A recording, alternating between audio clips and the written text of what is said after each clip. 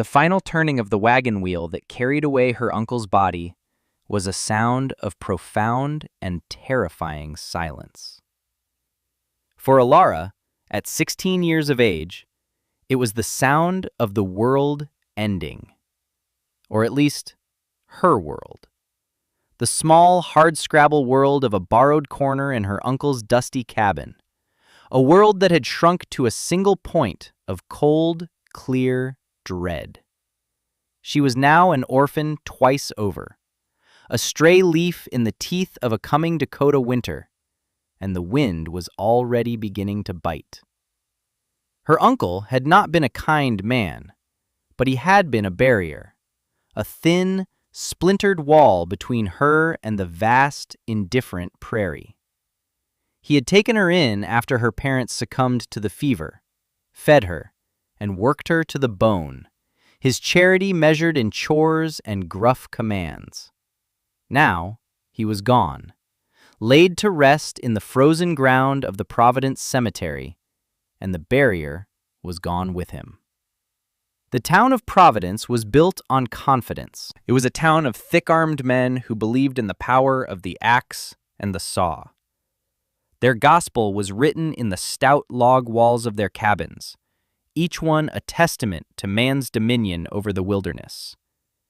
The high priest of this faith was a man named Silas Croft, the town's master builder.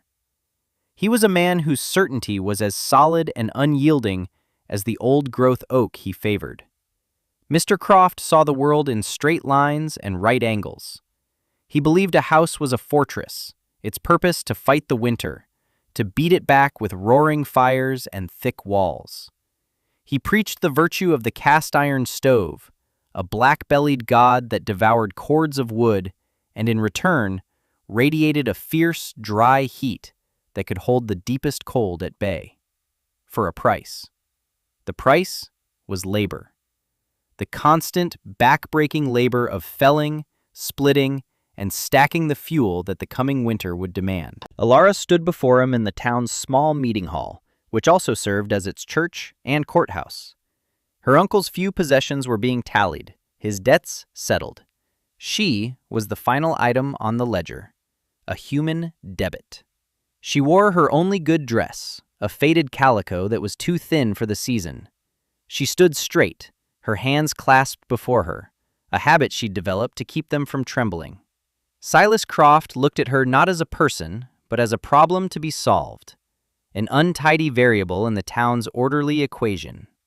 "The girl is a ward of the parish now," he declared to the handful of assembled townsmen. His voice was deep, accustomed to being obeyed. "The widow Matheson has offered her a cot in her scullery. She'll earn her keep." The words were a sentence, a life of servitude, of quiet dependency in the shadows of someone else's charity. Alara felt a spark ignite in the cold landscape of her fear. It was a small, stubborn thing. It was pride. "No, thank you, Mr. Croft," she said. Her voice was quiet, but it carried in the still room. "I will make my own way." A murmur went through the men. Croft's eyebrows, thick and gray, drew together. He saw it not as courage, but as insolence. The folly of a child who did not comprehend the vastness of her own peril. He looked down at the plat map on the table, a grid of neatly drawn squares representing the lands around Providence. His finger, thick as a sausage, jabbed at a section on the far edge of the map, a place the tidy grid lines seemed to avoid. "Your uncle's claim is forfeit to his debts," he said, his tone laced with a cold, instructive patience. "Every last acre. But the town charter allows for a discretionary parcel for the destitute. A charity plot."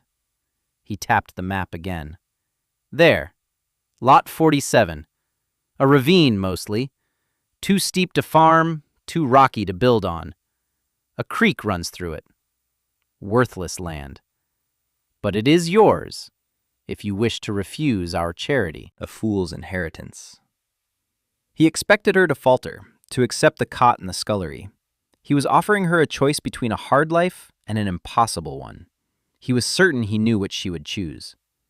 "I'll take it," Alara said, without hesitation. Croft almost laughed. He pushed the deed across the table, a flimsy piece of paper that condemned her to the wilderness. He saw it as a lesson she would learn in the hardest of schools. By the first true snow, he thought, she would be back, begging for that scullery cot.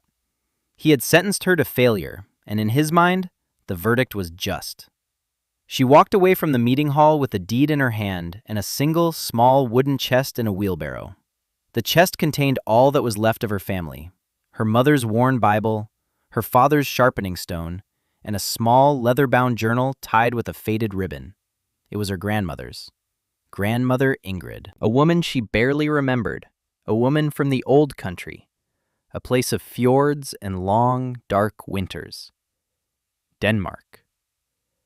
That night, in the hollow shell of her uncle's now empty cabin, waiting for the new owners to arrive in the morning, she untied the ribbon. The pages were filled with a spidery, elegant script, a mix of Danish and heavily accented English. It was not a diary of feelings, but a catalogue of knowledge. There were sketches of plants, notes on weather patterns, recipes for herbal remedies. And there was a section, near the back, titled Vandvarm Hus, Water Heat House. As she read, the world outside the cabin, with its moaning wind and gathering cold, seemed to recede. Her grandmother's words were a bridge to a different way of thinking, a way that did not see winter as an enemy to be fought, but as a force to be understood, its own energy to be borrowed and bent. The journal spoke not of fighting the cold, but of inviting the earth's warmth. The ground holds the memory of summer, Ingrid had written.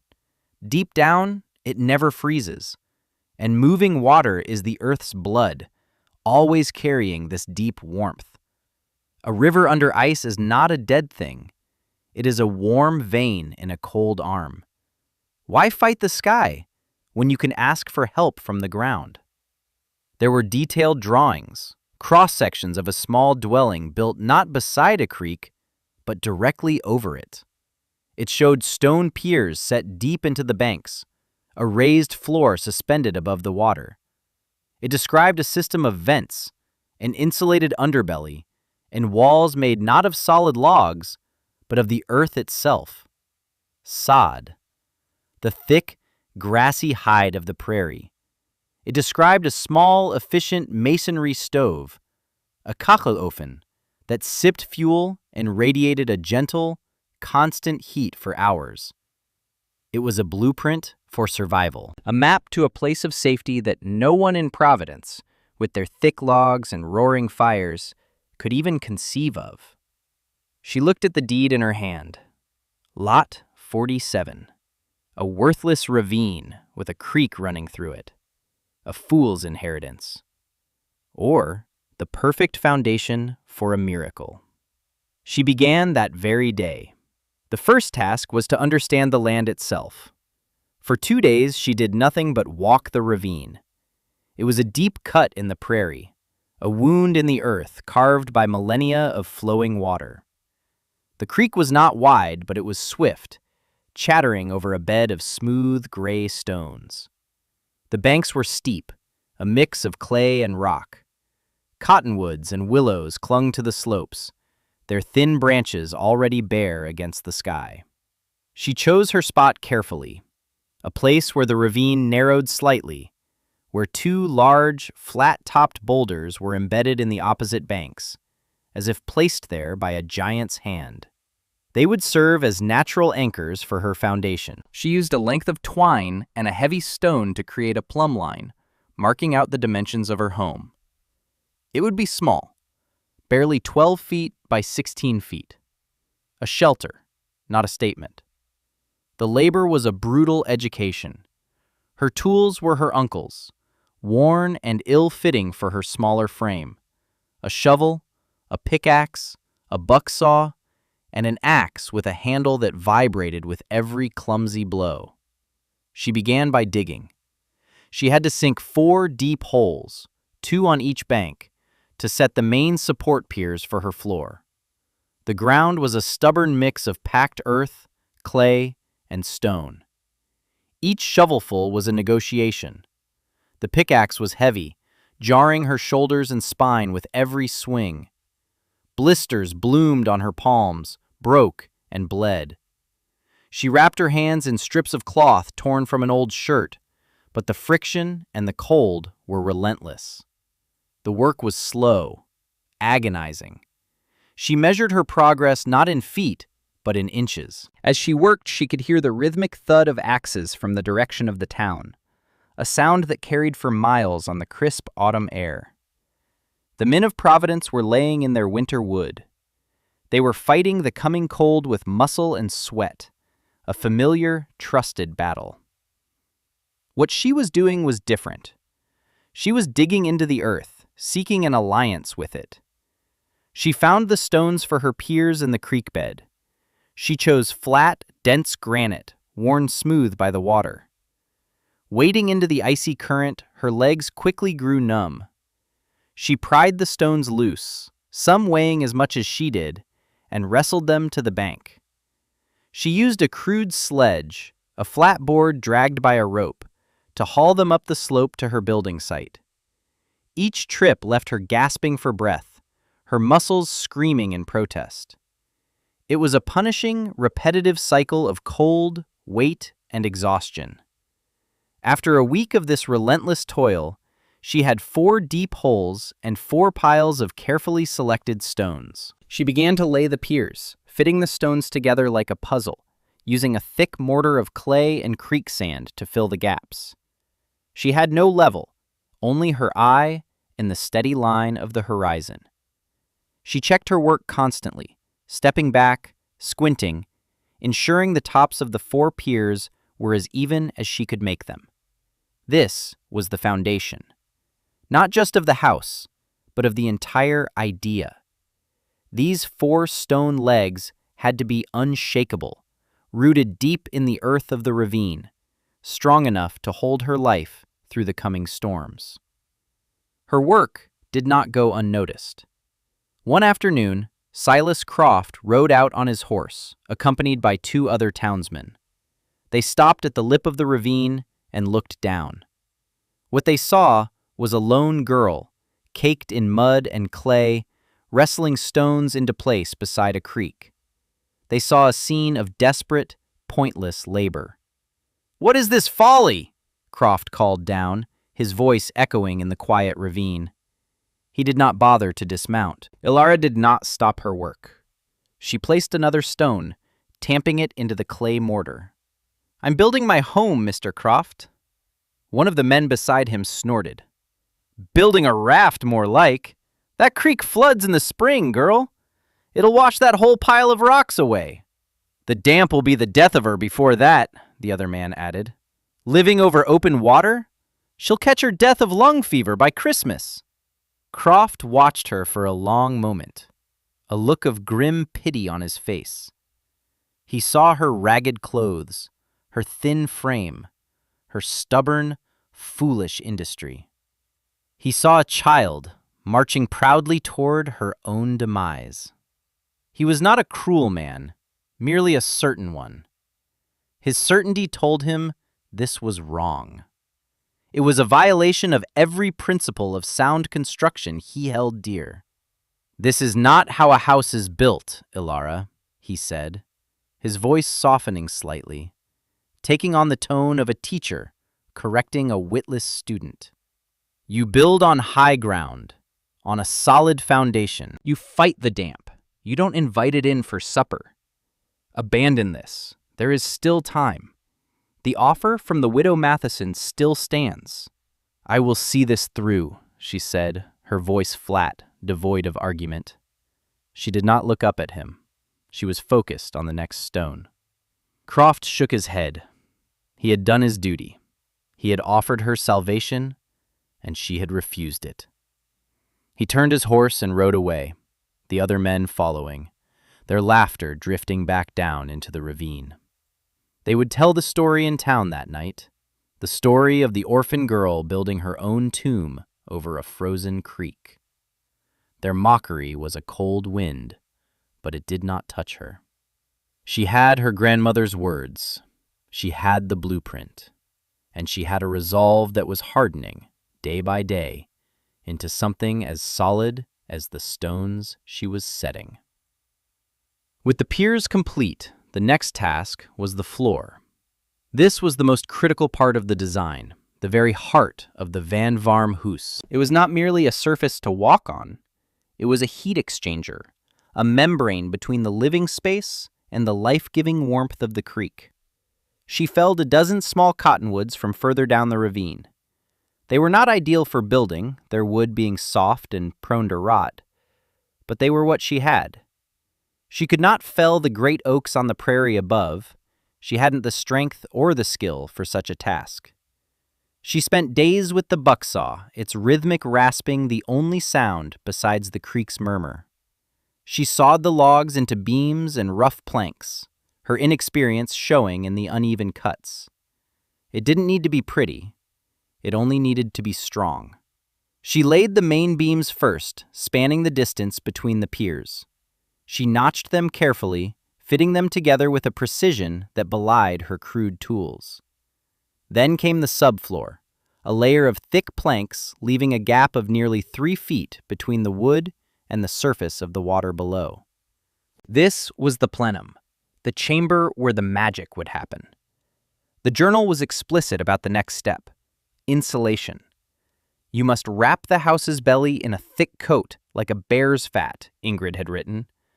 The cold will come from below, and you must stop it before it can steal the water's gift. Alara spent days gathering her materials. She harvested sphagnum moss from a boggy patch upriver, gathering it in sacks and letting it dry. It was light, fluffy, and a legendary insulator. She had the wool from her uncle's 3 sheep, which she had been allowed to keep. She'd shorn them herself, and though the fleece was greasy and full of burrs, it was a priceless treasure. Her final material was clay from the ravine banks, mixed with dry grasses to act as a binder. She built the floor like a giant inverted sandwich. On top of the subfloor planks, she built a framework of smaller branches. Into this framework, she packed the moss and wool, a layer nearly a foot thick. She then plastered the entire underside of this insulation layer with the clay grass mixture, creating a hard, protective shell against the damp air rising from the creek. It was messy, exhausting work. The wet clay sucked the warmth from her fingers, and she was constantly smeared with mud from head to foot. Finally, she laid the top floor, the surface she would live on. She chose the best, smoothest planks for this, fitting them together as tightly as she could. She left 3 rectangular openings, as per her grandmother's design. These were for the vents. She fashioned simple sliding covers for them, so she could control the flow of air. The physics were simple, elegant. The moving water of the creek, protected from the wind and insulated by the layer of ice that would eventually form, would maintain a relatively constant temperature, somewhere just above freezing. The air in the plenum between the water and the subfloor would be warmed by this geothermal energy. It would also be humid. As this warmer, moist air was allowed to rise through the vents, it would gently and consistently heat the small cabin. It was a slow, passive system, the opposite of Mr. Croft's violent, consuming stoves. Next came the walls. Here again, she defied Providence convention. She built a simple post and beam frame from more of the cottonwood, a skeleton for the house. Then, she turned to the prairie above. With her shovel, she began cutting bricks of sod. This was known as prairie marble.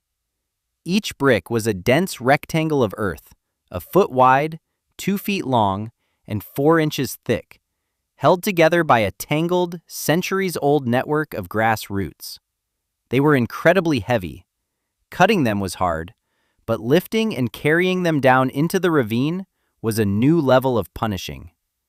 She laid them like bricks, grass side down, in 2 parallel rows, leaving a gap of 6 inches between them. As the walls rose, she filled this gap with more of her insulation: dried leaves, moss, anything that could trap air. The walls grew slowly, a thick earthen rampart against the cold. They were nearly 2 feet thick. The roof was the final great effort. She built a steep-pitched frame to shed the heavy snows she knew were coming. She laid a layer of planks, then a layer of thick canvas saved from her uncle's wagon, and then, painstakingly, she covered the entire roof with more sawed bricks. Her small house was beginning to look less like a house and more like a part of the land itself, a small, green hillock nestled in the ravine. She left a single, small opening for a window on the south-facing wall and a square hole in the roof for the chimney. The window itself was her one luxury. She had traded her mother's silver locket to a traveling merchant for a small, 6-pane sash window. Installing it felt like giving her creation a soul, an eye to look out at the world. The last piece of the puzzle was the stove. Not a cast-iron monster, but the Kachelofen from her grandmother's journal. It was a masonry heater.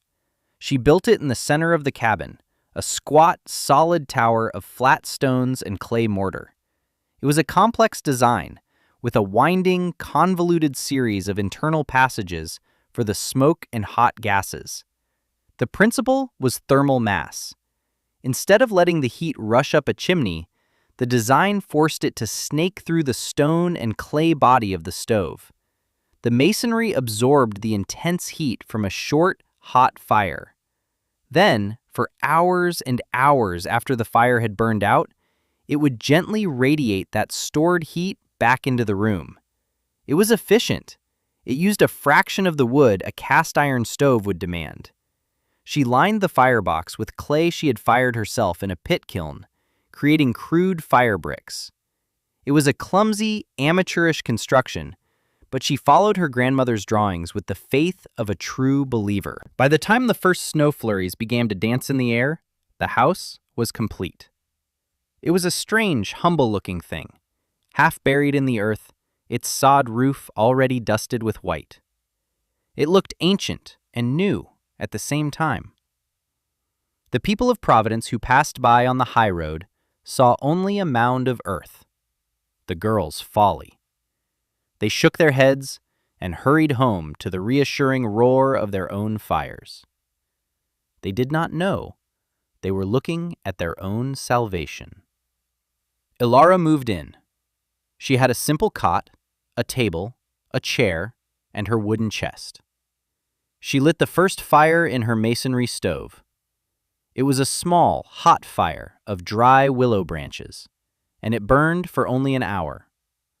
But long after the flames had died, the stone tower remained warm to the touch, a silent, steady heart of heat in the center of her home. That night, the temperature plummeted. She lay in her cot and listened to the wind shrieking over the lip of the ravine. It was a predator's howl, a sound that promised death to anything small and unprepared. But down in her shelter, the wind could not reach her. It passed harmlessly overhead. She slid open one of the floor vents. A gentle, almost imperceptible current of air rose into the room. It was not warm, not in the way a fire is warm. It was cool, but it was a coolness pregnant with life. It smelled of damp earth, of stone, of moving water. It was air that was dozens of degrees warmer than the lethal air outside. She felt the temperature in the small space stabilize. It was not hot. It was not cold. It was simply livable. The creek below began to freeze. A thin skin of ice formed near the banks, then spread, growing thicker each day. But directly beneath her house, where the structure sheltered the water from the wind and the cold, a channel remained open. And even under the thickening ice, the water still flowed, carrying the planet's deep, inexhaustible warmth. She had done it. Her grandmother's knowledge, carried across an ocean and a generation, was alive. It was real. It was warm. She was safe. The winter arrived not as a slow decline, but as an ambush. It came in the second week of January, 1888. It would later be given a name, a name whispered in horror for generations: the school children's blizzard. It began as a deceptively mild day. The sun was out, the air was still, the temperature was unseasonably warm, and the people of Providence went about their chores with their coats unbuttoned. Children walked to the one-room schoolhouse without their heavy winter gear. It was a lie. A beautiful, deadly lie told by the sky. Around noon, the world changed. A wall of black cloud appeared on the northwestern horizon, moving with unnatural speed. The temperature dropped not by degrees, but by tens of degrees, in minutes. A rancher would later say it was like a bucket of ice water thrown in the face of the world. The wind hit like a physical blow, a solid wall of motion that ripped the breath from the lungs. And then came the snow. It was not snow as they knew it. It was a blinding, scouring blizzard of fine, hard ice crystals, driven by hurricane-force winds. Visibility dropped to zero. To be caught outside was a death sentence. The world was reduced to a roaring, white chaos. Inside the log cabins of Providence, the battle for survival began. The wind, a ravenous wolf, found every crack, every chink in the walls. It forced its way through the daubing between the logs, carrying with it a fine, penetrating dust of snow that coated every surface. The cabins, the pride of their builders, the fortresses of thick wood, were leaking heat like sieves. The cast iron stoves became insatiable tyrants. Men worked frantically, stuffing them with wood. The stoves glowed cherry red, their metal sides pinging and groaning under the strain. They blasted out a bubble of scorching heat that extended only a few feet, while just beyond that circle, the cold laid siege to the room. Frost began to creep across the floors from the walls. Water buckets froze solid. Silas Croft's house was the best built in town. His logs were perfectly scribed, his chinking thick and well-maintained. Yet even his fortress was failing. The wind howled in his chimney, and a constant, frigid draft snaked across the floor. His wife and 2 children were huddled by the stove, wrapped in every blanket they owned. Croft worked in a grim rhythm, shuttling between the woodpile outside and the hungry mouth of the stove. The woodpile, which he had thought would last him until March, was shrinking at an alarming rate. Each trip outside was a life-threatening ordeal, a blind scramble through a maelstrom of ice and wind. By the second day of the storm, a dreadful realization began to dawn in his heart. They were not going to have enough fuel. The conventional wisdom, his wisdom, was failing. The fortress was about to be breached. His thoughts, unbidden, turned to the orphan girl, Ilara. He pictured her small, pathetic hut in the ravine. He imagined the wind tearing the sod from the roof, the creek freezing solid, the flimsy walls collapsing. A wave of guilt washed over him. He had sent her to her death. He had mocked her efforts, confident in his own superior knowledge. Now, his knowledge was failing him, and she was dead. He was sure of it. By the morning of the 3rd day, the situation was desperate. His woodpile was down to a few dozen logs. The temperature inside his house, away from the stove, was well below freezing. His youngest son was shivering, his lips tinged with blue. A terrible choice formed in Croft's mind. He could stay here and watch his family freeze, or he could risk the storm. Risk it for what? A desperate, foolish hope. Or perhaps just the need to do something, to not sit and wait for the end. He looked at his wife. "I'm going to the girls' place," he said, his voice hoarse. "Silas, you can't," she pleaded. "You'll die out there, and she's surely gone." "I have to," he said. It was not a decision born of logic. It was an act of penance. He had to see. He had to know the cost of his own arrogance. He was preparing himself to find a body, to atone for his certainty by facing the consequences of it. He wrapped himself in layers of wool and canvas, pulling a scarf over his face until only his eyes were exposed. He tied a rope around his waist, securing the other end to the door handle of his house, a lifeline for his return should he make it. He took a shovel and stepped out into the white hell. The world was gone.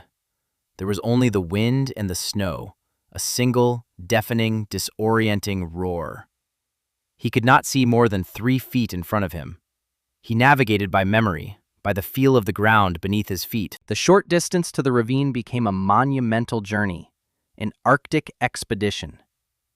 The wind knocked him down twice.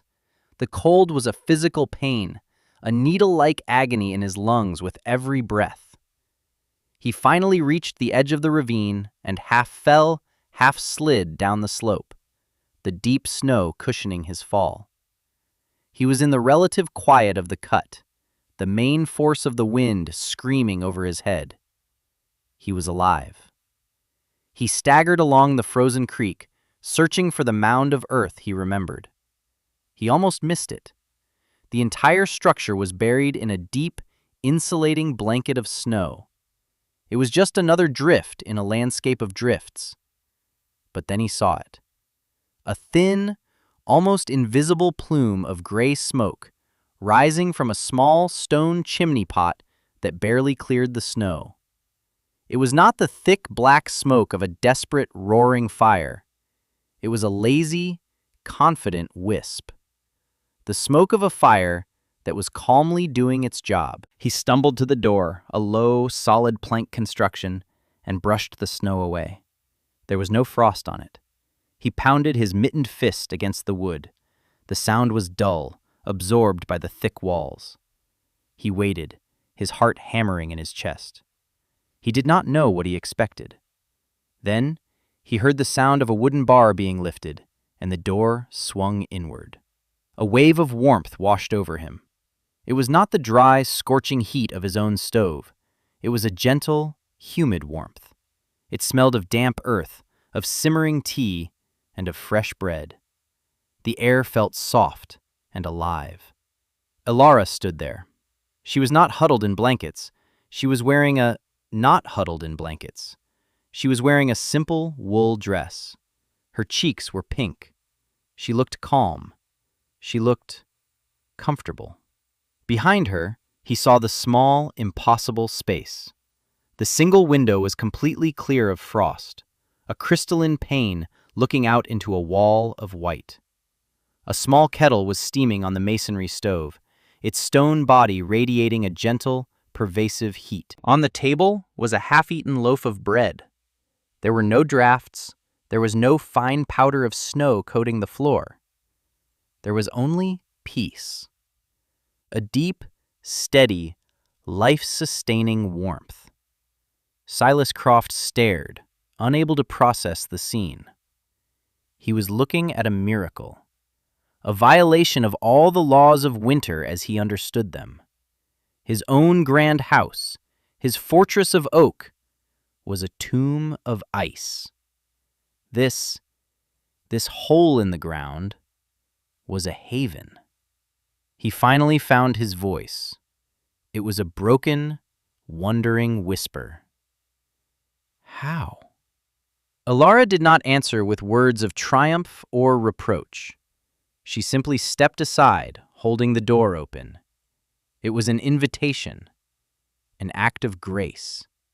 He stumbled inside, bringing a swirl of snow and frigid air with him. He shut the door, and the roar of the blizzard was instantly silenced, reduced to a distant murmur. He unwrapped the scarf from his face, his beard caked with ice. He could feel the warmth seeping into his frozen limbs, a strange and wonderful sensation. He looked at the floor, at the simple wooden vents. He knelt and held his hand over one. He could feel the gentle, constant updraft of moist, life-giving air from the creek below. He looked at the thick sod walls, the low, insulated roof. He looked at the solid mass of the masonry stove. He understood. Not all of it, not the fine details, but the fundamental principle. She had not fought the winter. She had made peace with it. She had used the Earth's own systems to create a pocket of enduring life. "My family," he croaked. "My boy. He's so cold." "Bring them," Alara said simply. It took him another agonizing trip, this time with the lifeline of the rope to guide him back and forth. He brought his wife and 2 children, half carrying his youngest son. When they entered the small cabin, their faces were masks of disbelief. They huddled together, stripping off their frozen outer layers, their shivering slowly subsiding in the gentle, constant heat. They were not the last. The news of Croft's journey somehow passed to his nearest neighbor, a man whose own fuel was gone, his family weeping in the cold. He followed Croft's tracks, a desperate pilgrim following a path to a shrine. He arrived with his wife and baby.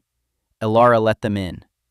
By nightfall, 13 people were sheltered in the tiny Van Varm Huis. They sat shoulder to shoulder, a huddled mass of refugees. They were the town's experts, its proud builders and their families, all of them saved by the very thing they had mocked. Saved by the outcast girl and her foolish inheritance.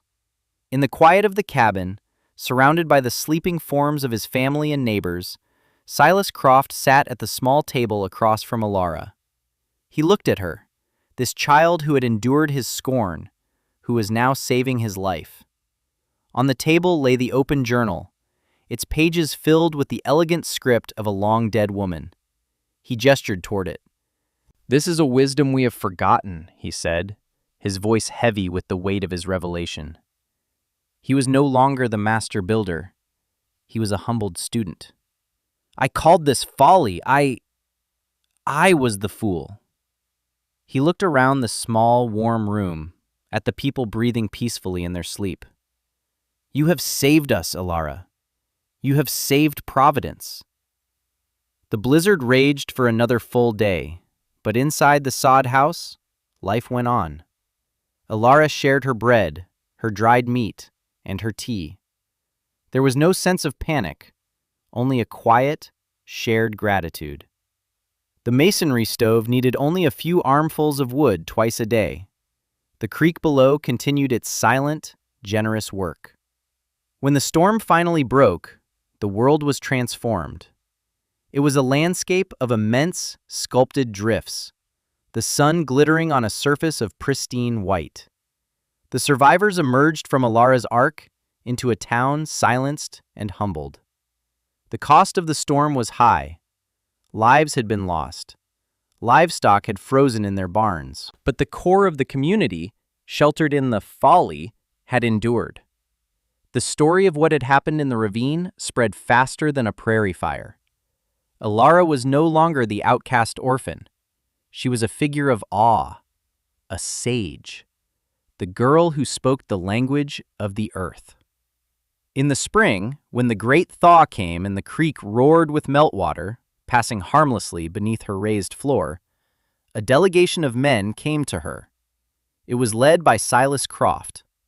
They did not come with charity or pity. They came with hats in their hands and notebooks under their arms. "Will you teach us?" Croft asked. It was a question of profound respect. A master asking for instruction from the student he had once dismissed. And so she did.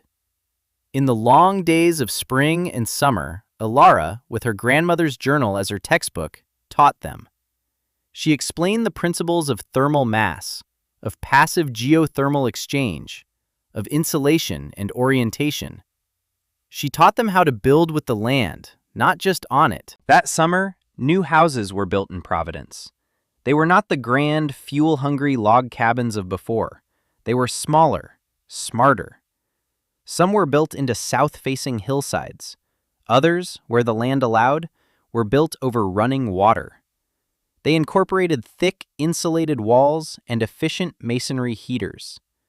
The sound of the axe was still heard, but it was joined by the sound of the shovel, of men working with the earth itself. The town council, in a formal ceremony, officially deeded Alara the ravine and 50 surrounding acres. Her fool's inheritance had become the most valued land in the territory. She was no longer a ward, but a landowner, a respected elder at 17. Her legacy was written not in stone, but in survival. The Vandvarm Hus, the water heat house, became a new model for prairie architecture, its principles passed down through generations. Families lived through the harshest winters, not in a state of siege, but in comfort and safety, burning a fraction of the wood their ancestors had. Alara lived a long life in her small house in the ravine. She never married, but she was never alone. She became the town's wise woman, its memory, the quiet center of a community she had single-handedly remade. She taught them that the greatest strength was not to be found in fighting the world, but in understanding it. She taught them that the most profound knowledge is often buried, like a warm current flowing silently beneath a surface of ice, waiting for someone humble enough to listen.